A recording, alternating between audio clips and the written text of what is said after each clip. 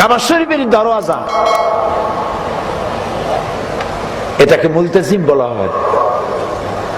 রাসূলুল্লাহ বলেছেন এখানে দাঁড়িয়ে আমি এমন কোন দোয়া করি নাই যা কবুল হয় নাই। সৌদি গভর্নমেন্ট এই দরজাটা তৈরি করেছেন 22 মণ সোনা দিয়া।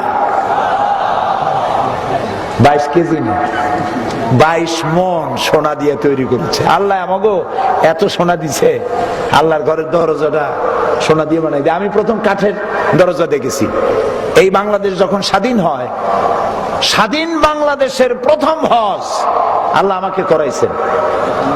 প্লেনের ভাড়া ছিল 4733 টাকা। এখন এরকম ভাড়া হলে তো 14 গোষ্ঠী হজ করন যাইত, রিকশাওয়ালারা হজ করতে পারত। তো আল্লাহ রাব্বুল আলামিনের ঘরের মধ্যে প্রবেশের একটা মনস্কামনা আমার ছিল দীর্ঘদিনের। আমার চোখের সামনে কত রাজা বাদশাহ ঢুকছে, আমি এতিমের মতো দাঁড়ায় দাঁড়ায় কাঁদছি, আল্লাহ তোমার এই পবিত্র ঘরের মধ্যে যদি জীবনে একটাবার ঢুকতে পারতাম। সুযোগ এসে গেল। কুয়েত এবং ইরাকের যুদ্ধ শুরু হলো।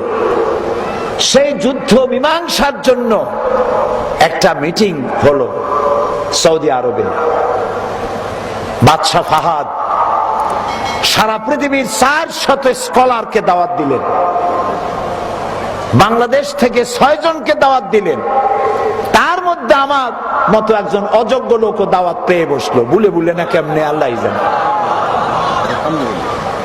এবং আমি সাথে পেলাম ওই 6 জনের মধ্যে আরেকজন ছিলেন আমার ওস্তাদ, জামাত ইসলামী বাংলাদেশের সম্মানিত নায়েবে আমির শাইখুল হাদিস, বাংলাদেশের অন্যতম শ্রেষ্ঠ আলেম হযরত মাওলানা আবুল কালাম মোহাম্মদ ইউসুফ।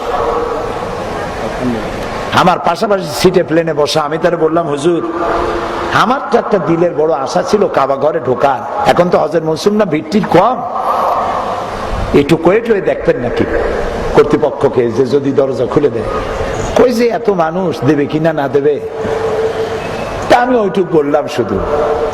আমাদের হোটেলে নিয়ে গেল। হোটেলে নিয়ে একটা ব্রিফকেস দিল প্রত্যেককে। সেই ব্রিফকেসের ভিতরে জায়নামাজ, কাবা শরীফের গেলাপ, আতর, কলম আর অনুষ্ঠান সূচি। 3 দিন আমরা থাকবো সরকারি মেহমান হিসেবে। অনুষ্ঠান সূচিতে দেখি আগামী বৃহস্পতিবার সকাল 7:30টায় মেহমানদের জন্য কাবা শরীফের দরজা খুলে দেওয়া হবে। আমি পড়ে কান্দে দিছি।